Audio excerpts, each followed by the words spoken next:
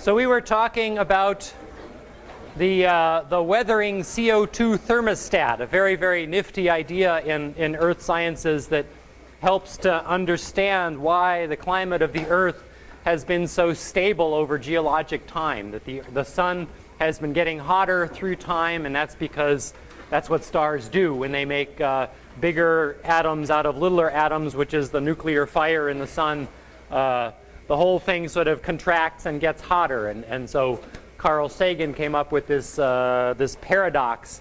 He didn't call it the faint young sun catastrophe like the ultraviolet catastrophe. This was just a garden variety paradox instead of a full-blown catastrophe, but still it was a problem. And one explanation, sort of a poetical explanation for the stability of the Earth, is the Gaia Hypothesis that came from a British geochemist named Jim Lovelock, who says that the whole biosphere of the Earth sort of functions as a super organism that kind of looks out for itself and takes care of itself. Anyway, that's what this Silicate weathering CO2 thermostat, that's sort of how it fit into the big picture. But alas, on our sister planet Venus, the thermostat is broken. So why is it broken? Is it because there's no CO2 degassing on Venus? Or could it be that there's no weathering? Or could it be there's no carbon or no oxygen or no water? What shall it be?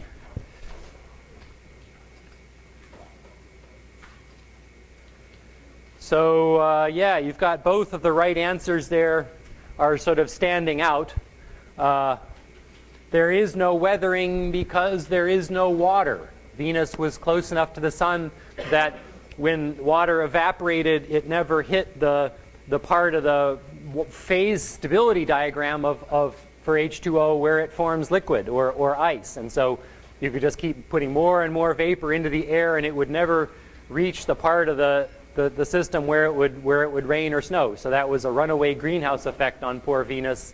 And once the water gets into the upper atmosphere, it gets zapped by ultraviolet light, and you lose the hydrogen to space, and it's gone forever. So there's no water on Venus, so no water, no weathering. The chemical reaction, just to refresh our memories,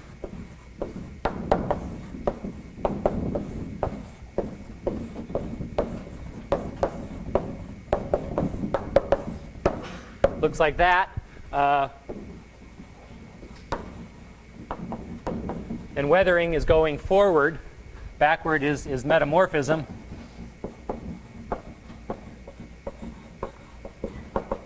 And you remember that the deep part of the planet is hot. This is sort of the hot side. If it's hot, the CO2 wants to be free as a gas. And so in hot conditions, it sort of favors this part of the chemical reaction. In cold or cool conditions, it sort of wants to be over here as these sedimentary rocks. So yeah, that's the thing about Venus. The silicate weathering thermostat on Mars is also broken. And why is that? If we're going to be a planetary mechanic and diagnose the issue, is it because of degassing or weathering or carbon or oxygen or water? Yeah, that's it. You got it. Mars is a smaller planet than Earth, and so it cooled down more quickly than Earth did. So we still have volcanoes on Mars. There are volcanoes on Earth. There are volcanoes on Mars, but they're dead. They're the largest volcano in the solar system is Olympus Mons, and it's there, but it doesn't. There's nothing coming out of it. It's Mars is sort of tectonically dead. So if there's no degassing, that means that the cool end member can win. There's nothing kind of breaking up the carbon into free gas again. So the silicate weathering thermostat on Earth will break when we run out of carbon, run out of water, sun gets too hot, the sun gets too cold, or basically never. What shall we say? I'm not a sports fan. If I've insulted anybody, I'm doing it out of ignorance, you know. Consider the source and forget it.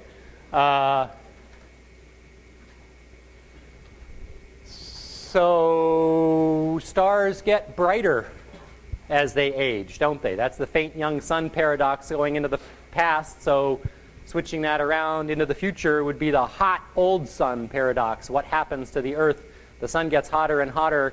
As the sun gets warmer, I think we had a quick clicker question about this last time. If the sun is hotter, the CO2 concentration drops. Because if the sun gets hotter, the Earth gets hotter, and you start to have more weathering, and so you take CO2 out of the air faster than it's coming out from volcanoes. It's kind of like if you were to put some Drano down the drain of your sink analogy. If the drain was kind of sluggish, and then you make it go faster, or you get the hair off the filter or whatever, and let it go down faster, the water level in the sink in the steady state goes down to a lower level, right? And that's what happens when the sun gets hotter. It makes it faster to weather, so the CO2 drops. So the idea is that the CO2 is sort of dropping through geologic time. The sun is getting hotter, the CO2 is dropping, and at some point, you take off all the clothes you can, and then you're just hot. You can't take off anymore. CO2 in the air goes down and down and down, and when it reaches a low enough value, it can't get any lower, and so then the Earth just has to heat up, and eventually the Earth would have a runaway greenhouse effect, and this will be in a billion years or something like that. It's nothing to worry about for the near term. So the weathering thermostat on Earth will save us from global warming. That's choice A. Or B, it won't save us because it relies on volcanoes. Or it won't save us because the way we use the land affects weathering anyway and kind of screwed everything up. Or it won't save us because it's too slow. Or it won't save us because it doesn't pay any attention to all the other greenhouse gases, methane and freons and sulfur hexafluoride and N2O and things like that. So what do we think? You guys are right on. Yeah, it's too slow. 100,000 years, 500,000 year time constant for stabilizing the CO2 concentration of the atmosphere. It's not a way to, if something pays off in 500,000 years, it's sort of not a way to manage an investment portfolio or, the planet of the Earth. And so you'll be running models to play with this, and you'll see the long time constant in lab this week. Okay. There's one more I want to ask you, and this is one, the answer to which you are blissfully and innocently unaware, because it's what we're going to talk about today. So I want to see if how good you guys are at guessing. So Lovelock, the Gaia guy, Gaia Hypothesis, Jim Lovelock, described the biosphere as a giant battery. And it was made out of two ingredients. Were they oxygen in the air and CO2? Or choice B is oxygen in the air and organic carbon? Or CO2 in the air and calcium carbonate rocks?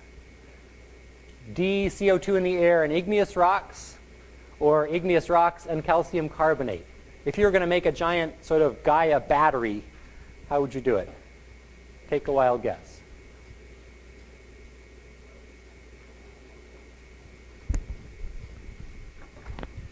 It turns out that the battery of the biosphere is all about organic carbon and food. So that would be choice B. We have this chemical reaction here. This is the Urey reaction.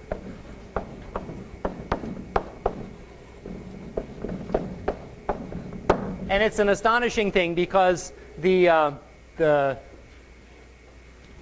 element carbon is essentially stabilizing the climate of the whole planet. It's an astonishing thing. This chemical reaction is a big deal. I'm going to write you now another chemical reaction, which is different from this first one, but it's just as astonishing, maybe even more so. And it goes like this.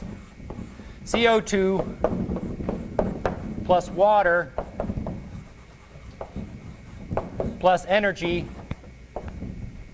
goes to make CH2O plus oxygen. So just like calcium silica trioxide, CaSiO3, is like a ridiculously oversimplified formula for an igneous rock? Well, in the same way, this CH2O is a ridiculously oversimplified formula for organic carbon, for living carbon.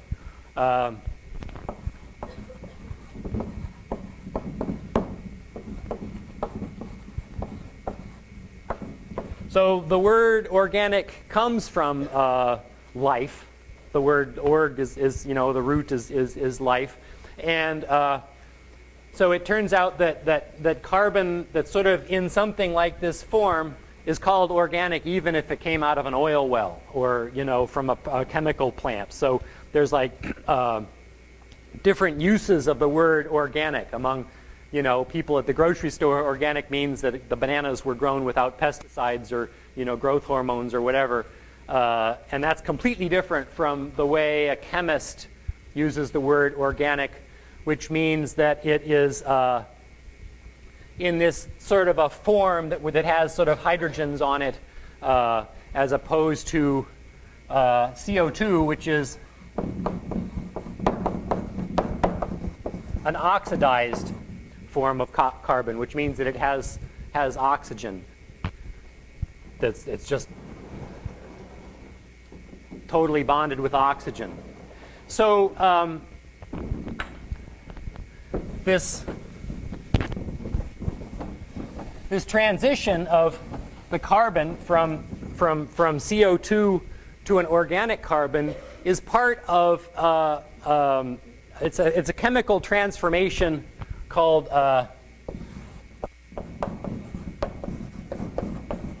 oxidation reduction of the carbon. So actually going in the direction of photosynthesis here, which is what this chemical reaction is. Did I forget to mention that?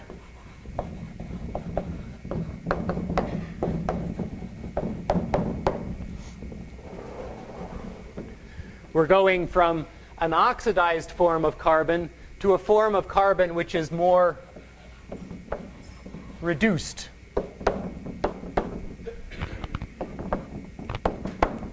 And oxidation and reduction is all about electrons.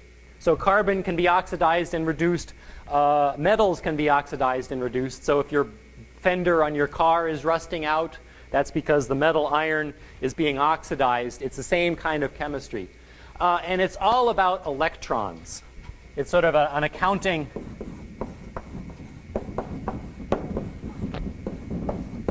of electrons.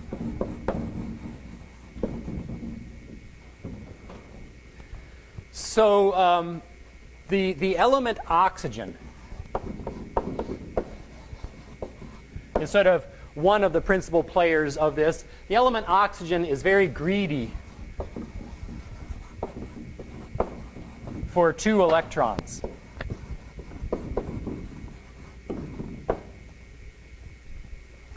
So in a CO2 molecule,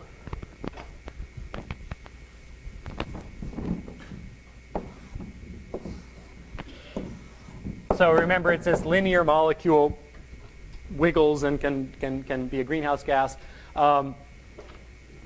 Each of these oxygens are kind of pulling 2 electrons that it's sharing with carbon toward the oxygen. So they're very greedy. It sort of pulls. And so each one has 2 extra electrons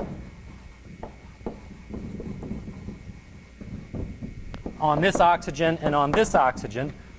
And so each electron has a negative charge. So this is sort of like has a -2 sort of a charge to it, each oxygen.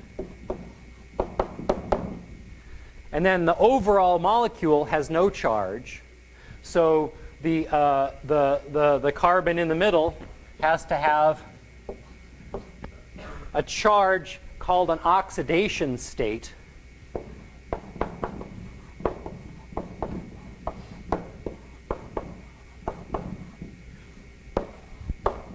Of +4. So that carbon in that CO2 molecule has essentially given off 4 electrons, and the oxygens have them. And so it's kind of like got this +4 charge to it. Now, the other element in this that sort of plays this redox game is hydrogen. So oxygen is greedy for 2 electrons. Hydrogen is very loose with its 1 electron.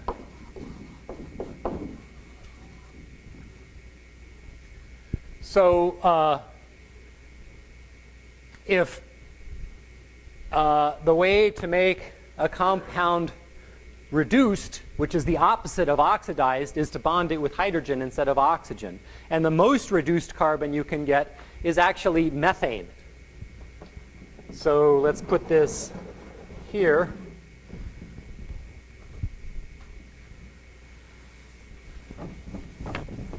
Make a little box. CH4, methane.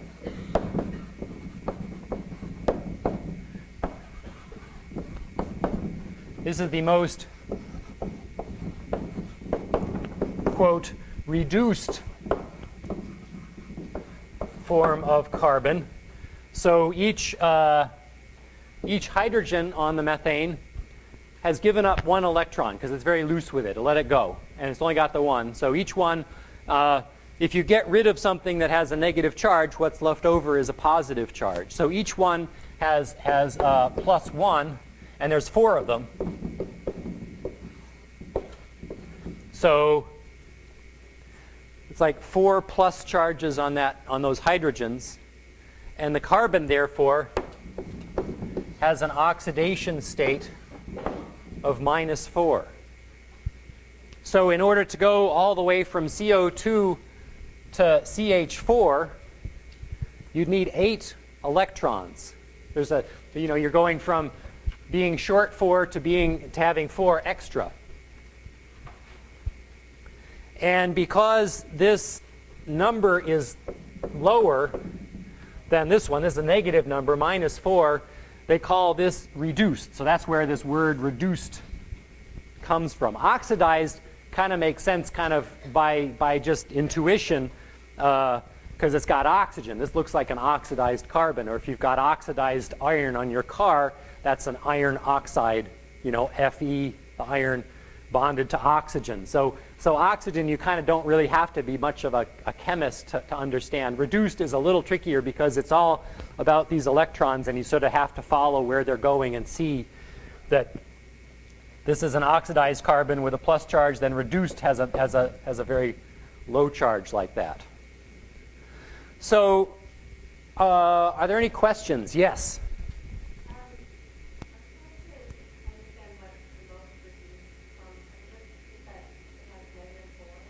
Yes. So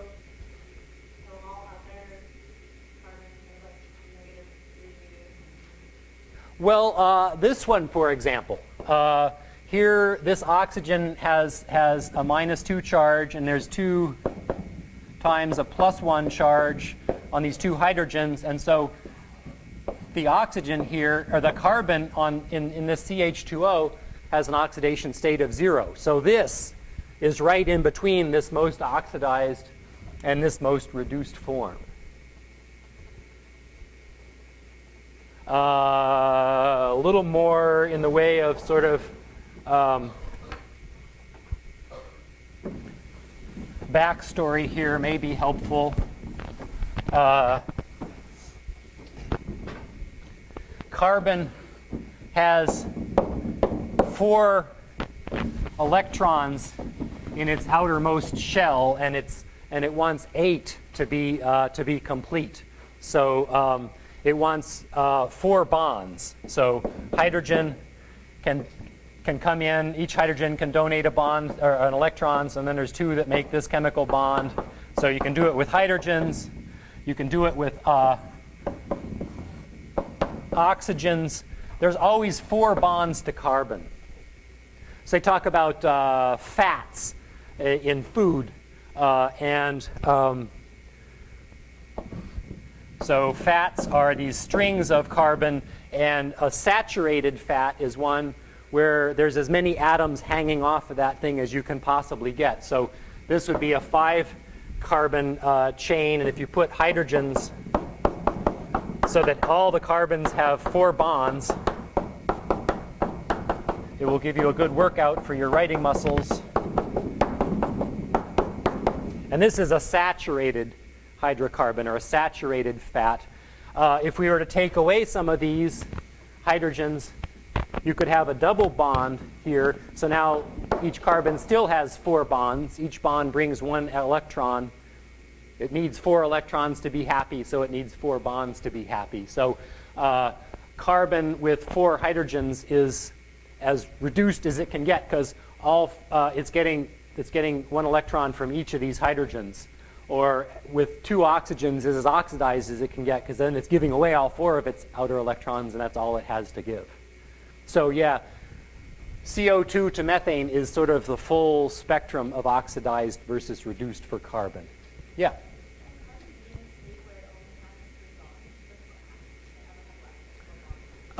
It can. It does that in the atmosphere, but it's very unstable. These are called radicals. And they're very reactive compounds that form when sunlight hits them, and when, say, the methane that is released gets broken down, it does that by way of these radicals. It's the same kind of chemistry as happens in a candle flame.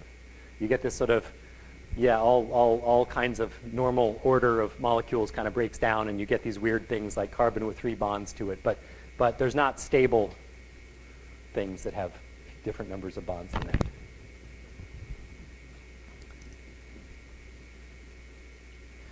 Okay, so this photosynthesis reaction then, sort of coming back to where we started,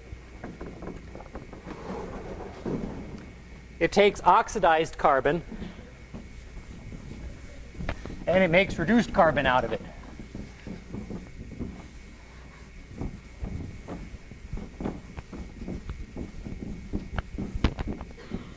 And there are 2 reasons why plants do this.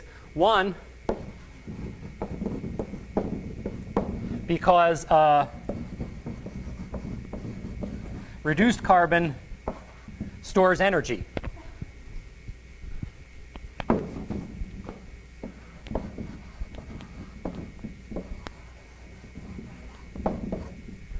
So that's why it takes sunlight to drive photosynthesis, to make a plant out of CO2 from the air, is because it takes energy to do that. And the plant can then use this energy that's stored in that reduced carbon.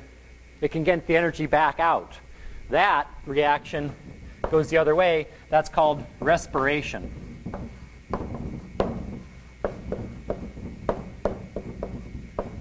And that's what we do, because we don't photosynthesize. All we do is eat reduced carbon that was grown for us by some plant, and then we actually combine it with oxygen to release CO2, which we exhale and get energy from. So one of the 2 reasons why plants do this photosynthesis is to store energy. And then the other is that carbon has a much more versatile chemistry. If you have it in sort of an intermediate oxidation state like this. So sugars are sort of big structures made out of subunits that look a lot like CH2O. Fats are more reduced. They're mostly carbons and hydrogens, and then DNA has got carbon backbones with other elements. I mean, all the incredible chemistry of life sort of relies on the versatile chemistry of carbon. And oxidized carbon, I mean, the Urey reaction with the calcium, the igneous rock and the calcium carbonate, that was all oxidized carbon, and that was pretty intriguing enough. But the chemistry of life is just an astonishing thing. If there are any hardcore atheists among you, take a biochemistry class and it'll challenge your faith. It's an astonishing thing. Okay, so just that it all could work so well. It's just an amazing. All right, so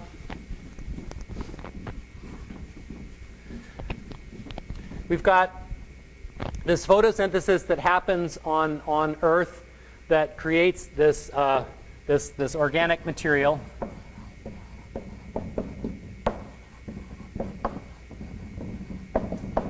And most of the trees and plants that grow, most of the photosynthesis that ever happens in the Earth goes right back to the low energy. It gets eaten, gets respired, rather than sort of building up on this side. But there is some small fraction of the organic carbon that grows every year that gets somehow isolated and prevented from back reacting and from getting eaten. So most of the carbon that gets removed like this is buried in the oceans, actually. And when you do that, when you make organic carbon and then bury it, sequester it, hide it someplace, you leave behind oxygen in the atmosphere.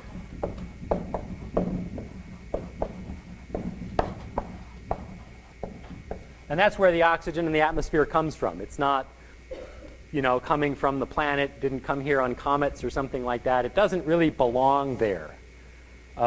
If you were to kill all the life on the planet, the oxygen would eventually find enough of this organic material that it would go to zero and the atmosphere would be anoxic. That's sort of Lovelock's battery of the biosphere kind of running down.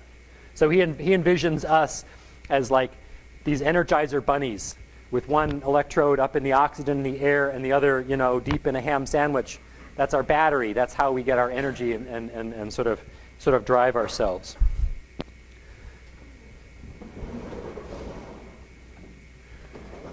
A lot of times you hear about the rainforest being the lungs of the planet because the plants are growing there, and when they grow, they release this oxygen. The thing about rainforests and other forests on land is that you don't really accumulate much organic carbon over the long term. In rainforest, stuff decomposes so quickly. As soon as a tree falls, the fungus start to eat it and decompose it, and it very quickly turns back to CO2, and so the oxygen that was released when the tree grew gets consumed again. So the rainforest is not really the lungs of the planet. If we cut down the rainforest, doesn't mean we're all going to asphyxiate from lack of oxygen. Most of the organic carbon that has gotten buried in the sediments is buried in the oceans, not on land.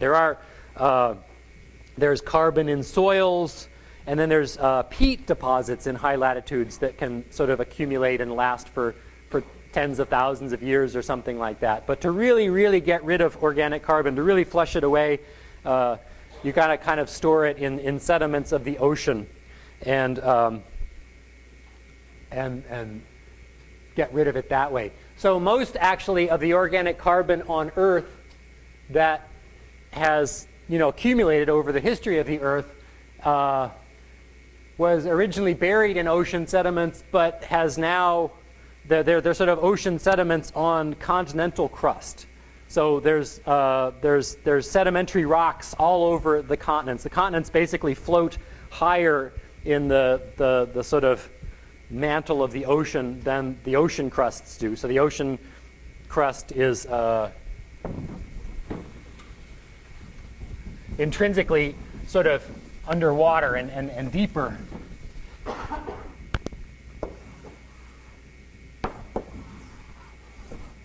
So think of this as a block of continental crust. And it's fairly thick, and it floats fairly high up. And here's the ocean crust, and it's thinner, and so it floats lower. And usually, we think of the ocean as kind of filling up and covering the ocean crust and not the continental crust. But sometimes there are sort of low parts of the continental crust that get covered over in sediments or in ocean, and then make these sort of ocean sediments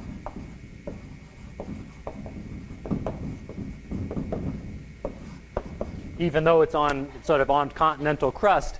And then the ocean crust does this subduction trick. So the ocean crust is all fairly new on the Earth. The ocean crust is never more than 100 million years or something like that, whereas the Earth is 40 times older than that, 4 billion years old. So the place to put ocean sediments where you can keep them for a long time is to sort of accumulate them on the continental crust. So the rocks under bedrock here are all sedimentary rocks. They're all carbonate rocks. So the water that we have here in Chicago is fairly hard. It has lots of dissolved calcium carbonate in it.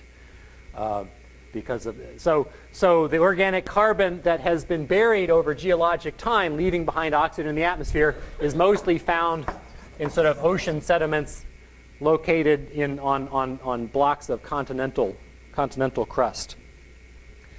So Lovelock made the argument that the Earth functions as a single organism that sort of looks out for its own best interest, in part because of the temperature stability, but we've kind of talked about that, but also because of the oxygen stability.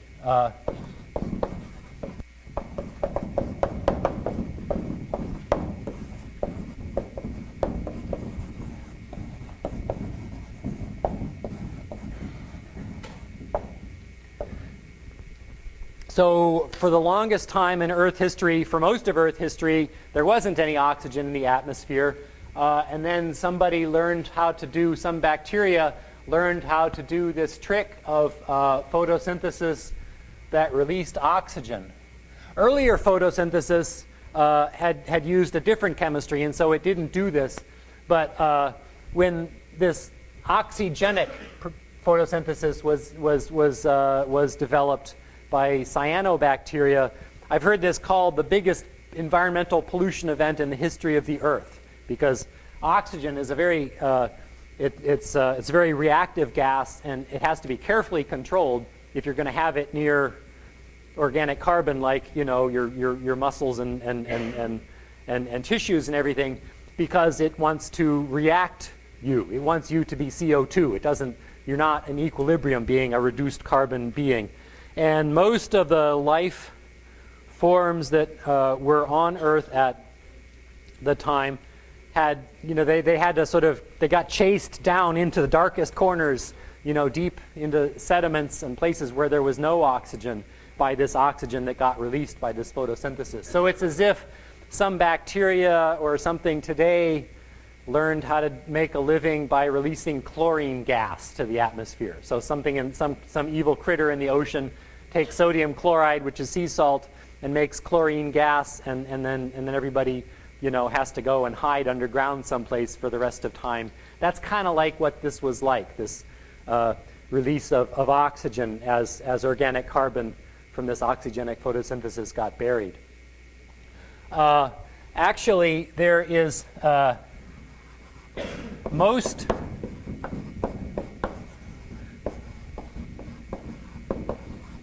of the buried organic carbon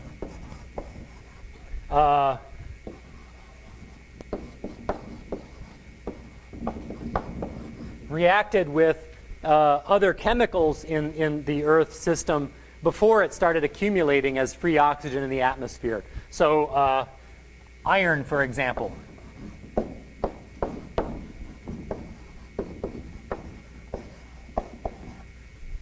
So iron in an anaerobic form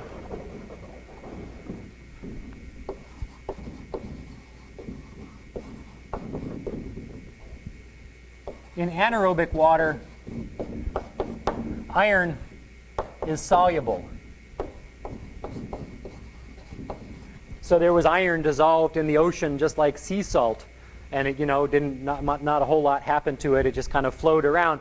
But when you react it with oxygen, it starts to form rust, which is very insoluble, iron oxide. So it goes from this soluble form to these sort of rust belts around the world. They're called banded iron formations, and most of the iron that we mine comes from these rust deposits on the edges of oceans from when oxygen started to be released, and it sort of was rusting the biosphere. It was rusting all the iron that was in the ocean. And so the oxygen was released and released and released until all the iron that could get rusted got rusted, and sulfur is another compound that formed it consumed a lot of the oxygen that was released. And so the sulfur now is in a form called sulfate in the ocean. So it's now like sea salt and doesn't really do all that much. It just kind of floats around like iron did before. But the funny thing is that this chemical reaction produced organic material enough to rust all the iron and to oxidize all of the sulfate, and then to build up about something like our 20% oxygen in the atmosphere. And then it sort of stopped getting any higher. So this is where Lovelock has a point. There is some sort of a regulation mechanism. There's no obvious reason, why we shouldn't be burying more organic carbon in the sediments and releasing more oxygen to the atmosphere. But we sort of know that this has never happened, that if oxygen got to be 10 times its present concentration, slightest spark would just burn and burn and burn and never go out until you ran out of continent or something like that. All the trees on a continent could burn in such a world. And we know that that's never happened. So there does seem to be a sort of a stabilizing mechanism.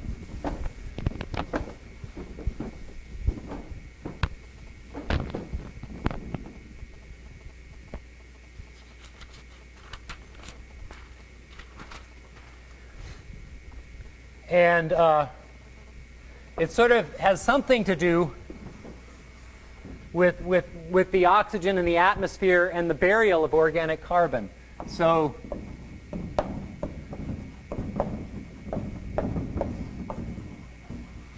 we've got oxygen in the air enough that there's O2 in the ocean, then when you make organic carbon by photosynthesis, which can happen on land or it can happen in the surface of the ocean. It has to have sunlight, so you can't do photosynthesis at the bottom of the ocean in the dark. It has to be sort of at the top. But when you do it and this stuff sinks down into the deep ocean, it can react with O2 to make CO2 again. So the oxygen in the ocean is sort of preventing organic carbon from accumulating anymore.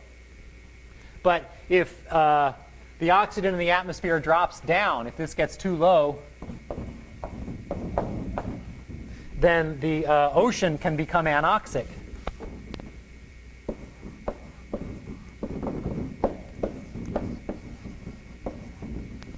In which case, it gets harder to do this respiration reaction, and the organic carbon is just buried.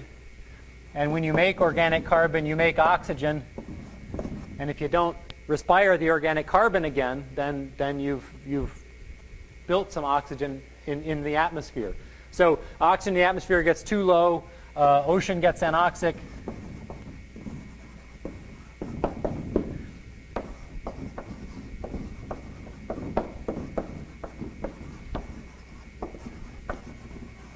Or more organic carbon gets buried, and this leaves